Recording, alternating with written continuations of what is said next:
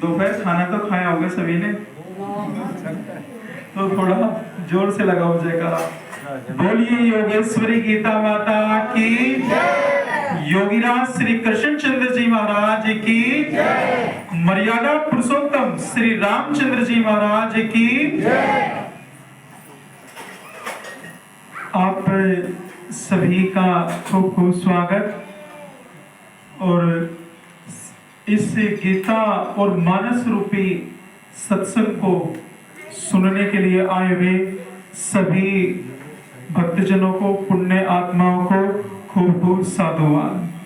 क्योंकि जहाँ राम जी के नाम की, राम जी के गुणों की चर्चा होती है, जहाँ हमारे ग्रंथों की चर्चा होती है और जहाँ कल्याण की बात होती है, वहाँ सभी पवित्र और महान हो जाते हैं, पुण्य आत्मा हो जाते हैं।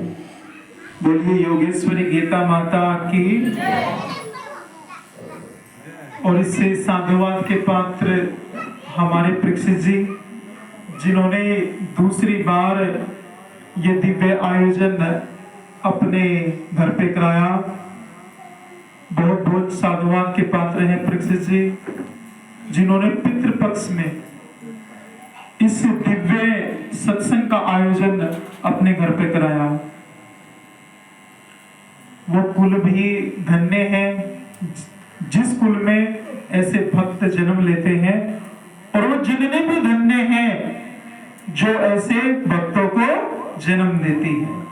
बोलो जय राम जी की, जय राम जी की, जय राम जी, जय राम तो मेरे कण-कण में है, सब घट मेरे राम बसे, खाली घटना कोई, ऐसा कोई घट ही नहीं है, ऐसा कोई कण ही नहीं है जिसमें मेरे राम ना हो। बस देखने की नूरानी नजर चाहिए, वो देख लेगा हर जगह उस राम को।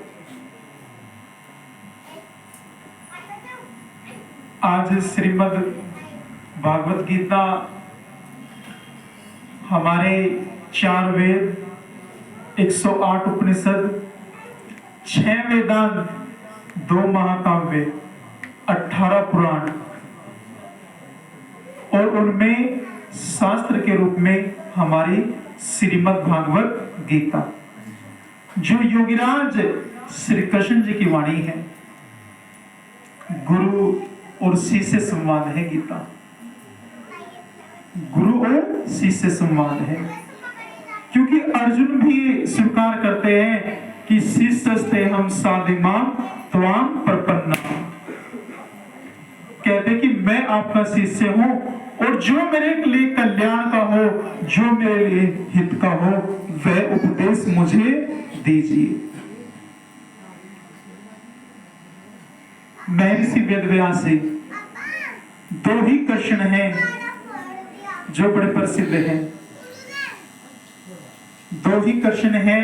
एक महर्षि वेदव्यास जी, जिन्होंने 4 वेद, नारायण सूक्त, महाभारत और श्रीमद् भागवत गीता को लिपिबद्ध किया। ये जो लेखन परंपरा आई, ये महर्षि वेदव्यास जी से चली आई। और एक हमारे योगीराज श्री कृष्ण चंद्र जी, जो योगी हैं। योगी हैं, योगी का क्या अर्थ है? योगी का अर्थ है जिसकी आत्मा उस परमात्मा से अभिन्न नहीं है, अलग नहीं है, बल्कि जिनमें परमात्मा विदित है, वही योगी है। भगवान श्री कृष्ण ने गीता के माध्यम से मानव कल्याण के लिए एक ऐसा मार्ग प्रशस्त किया कि जिसमें कल्याण के साथ मुक्ति भी है। मुक्ति यानी कि बार बार जन्म और मरण के बंधन से छुटकारा है। गीता का ज्ञान बड़ा ही नीरस ज्ञान है। जो भगवान श्री कृष्ण ने गीता में बताया, पूर्व में वही राज ऋषि ने कहा।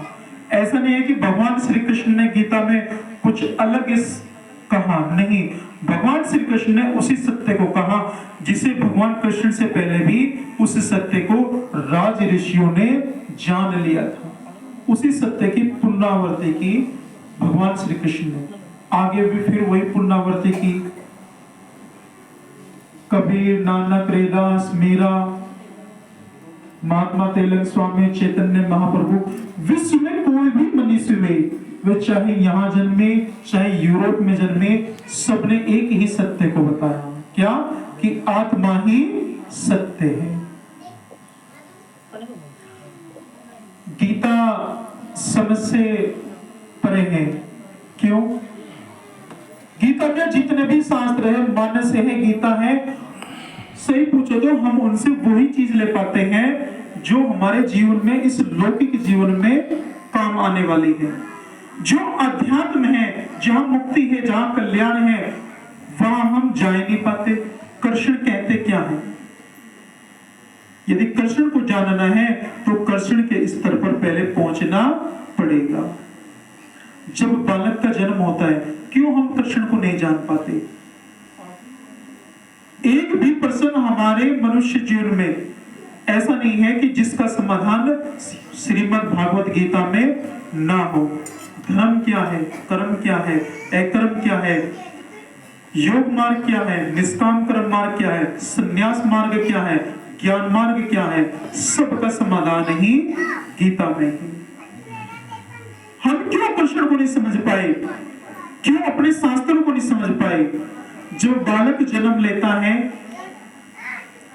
जब वो धीरे धीरे बड़ा होता है, तो विरासत में से बालक को क्या मिलता है? ये घर है, ये मकान है, ये ट्रैक्टर है, ये यंत्र है, ये जमीन है, जायदाद है, प्रॉपर्टी है। उसे जायदाद में उसे यही तो मिलता है। और फिर वो देखता है जब धीरे धीरे बड़ा होता है, क्या कि ये देवी है, ये देवता है, ये कृष्ण जी है, ये शिव है, ये विष्णु जी है, ये ब्रह्मा जी है।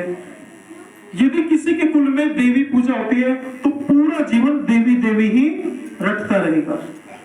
और यदि किसी के कुल में भूतों की पूजा करते हैं, एक सिकंदरों की भी, तो पूरा जीवन वहीं अटका रहेगा।